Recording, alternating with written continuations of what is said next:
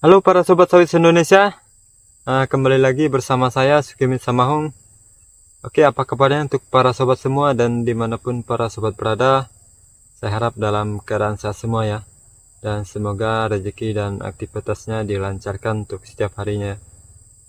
Oke sobatku, jadi hari ini saya akan membagikan cara mengatasi pelepas sawit yang pendek ya. Jadi untuk pertumbuhannya yang pendek, dan biasanya itu untuk pelepah-pelepah sawit yang seperti itu dia diserang oleh hama ataupun diserang penyakit ya. Jadi ada dua identifikasinya, dan biasanya itu terjadi pada sawit yang masih TBM ya. Jadi yang umur sawit yang masih kecil, baik itu umur 1 tahun bahkan mau 2 tahun ya. Dan di sini saya akan membagikan caranya, di mana ada beberapa pokok di kebun saya ini yang sudah terinfeksi.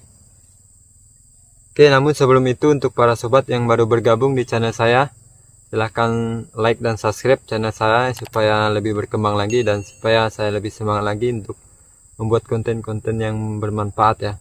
Yang sudah subscribe saya ucapkan banyak terima kasih, semoga rezekinya dilancarkan ya. Oke, kita lihat dulu ya ciri-cirinya seperti apa. Oke sobatku, jadi seperti ini ya ciri-cirinya. Jadi untuk pertumbuhan daun yang muda itu sepertinya dia tumbuh pendek ya. Dan kita lihat di nah,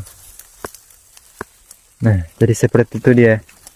Jadi sepertinya dia diserang oleh hama, semut, bekicot, ada bekicot tuh, bahkan ada luwing juga. Dia tidak busuk ya, untuk pelepah mudanya dia tidak busuk, tetapi daun-daunnya itu diserang ataupun dimakan hama ya. Dan ketika tumbuh dia tumbuh pendek ya, jadi tidak normal. Sementara yang lamanya itu normal ya. Jadi ini panjang.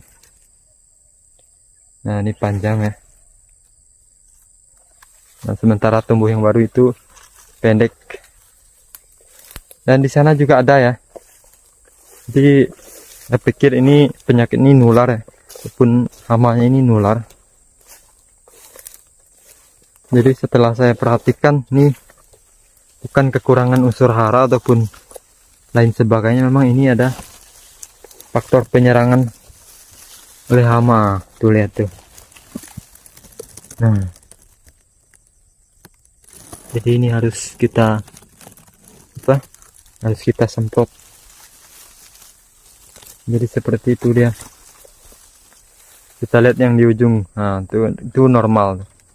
Jadi ini tidak boleh kita biarkan ya. Jadi kalau kita biarkan, dia bisa fatal seperti itu.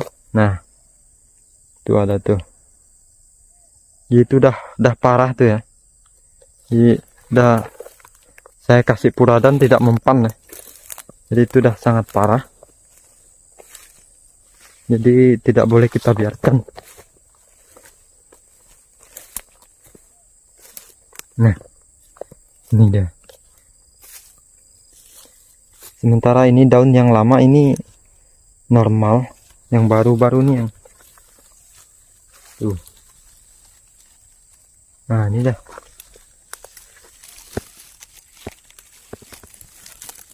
Ini memang penyakit nih. Ada apa? Hama dan penyakit nih kayaknya nih. Lihat, padahal batangnya bagus ya. Ini pertumbuhannya yang tidak normal. Tuh, jadi kalau yang lainnya itu normal ya. Jadi dia bagus pertumbuhannya. Sementara yang ini agak berbeda pertumbuhannya. Jadi dia untuk pertumbuhan pelepah baru itu dia pendek-pendek. Dan ini juga sudah terinfeksi ya. Jadi lumayan banyak nih. Berapa pokok nih.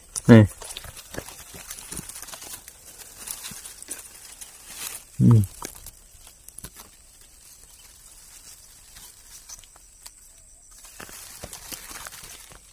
Jadi kalau memang saya perhatikan ini tidak boleh dibiarkan ya. Jadi sepertinya itu juga bisa menular ya. Jadi ke pokok yang lain.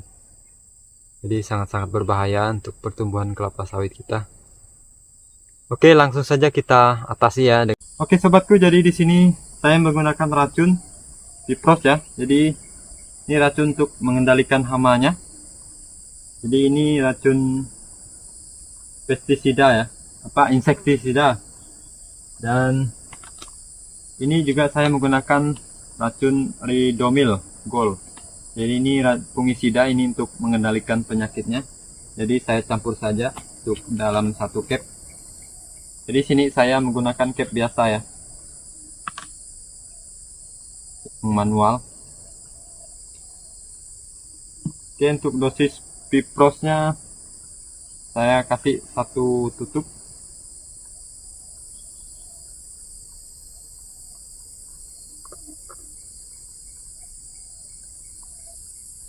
Oke, saya tambah 1 tutup lagi ya.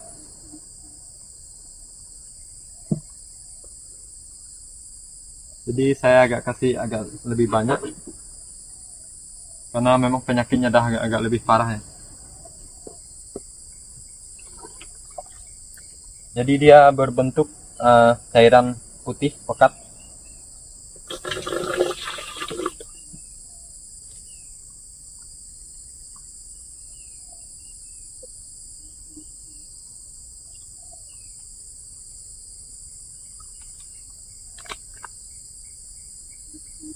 Dan untuk ridomilnya ini fungisida, dia berbentuk butiran ya. Jadi yang untuk cairan itu tidak ada. Jadi saya cari yang berbentuk butiran aja. Dan ini bisa larut di dalam air ya. Dan ini juga bisa dicampur dengan bahan aktif yang lainnya. Oke, di sini saya takar menggunakan sendok.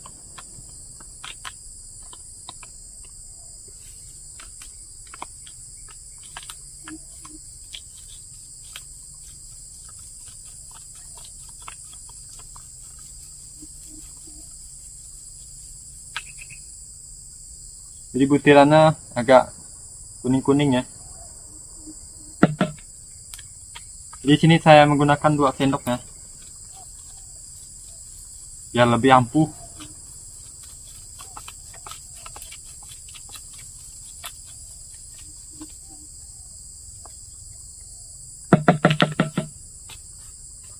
Oke, sekarang kita kasih air.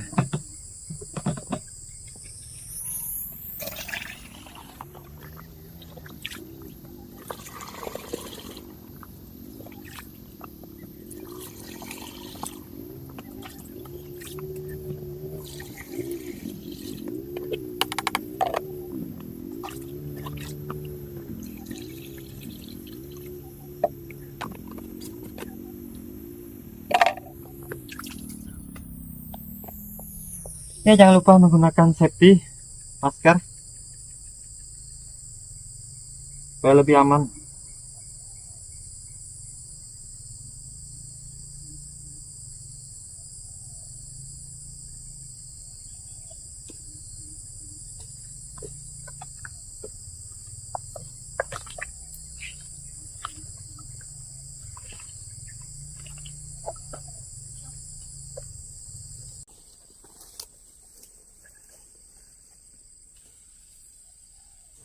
Oh ya sobat, jadi untuk penyemprotannya saya lakukan di atas daun yang muda ya. Jadi dimana daun yang terinfeksi saya semprot, dan daun-daun yang tua juga saya semprot. Oh ya sobat, jadi piling saya hamanya ini menyerang pada malam hari ya. Makanya saya lakukan penyemprotan di sore hari, tapi dengan cuaca yang cerah ya. Kenapa saya melakukan penyemprotan di cuaca yang cerah? Jadi supaya penyerapan racunnya itu lebih maksimal lagi ya. Oke sob, kita pindah ke sebelah lagi ya.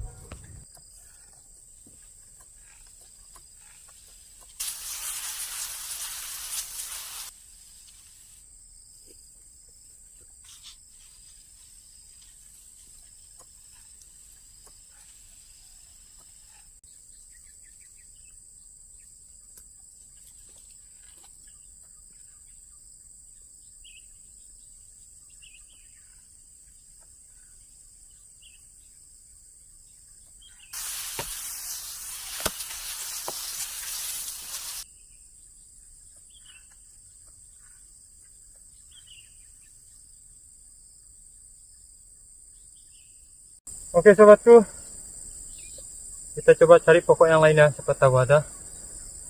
Dan untuk pokok-pokok yang normal ini pun saya rasa juga bisa disemprot. Takutnya ada penularan yang baru ya. Jadi harus kita semprot juga. Nah, yang dekat-dekat yang terinfeksi saja yang kita semprotkan. Oke, sampai di sini dulu ya. Video saya semoga ini bisa bermanfaat untuk para sobat semua. Dan semoga untuk di kebun-kebun para sobat tidak ada yang terjadi seperti ini ya. Oke, sampai jumpa di video berikutnya. Salam satu jiwa, salam planter Indonesia.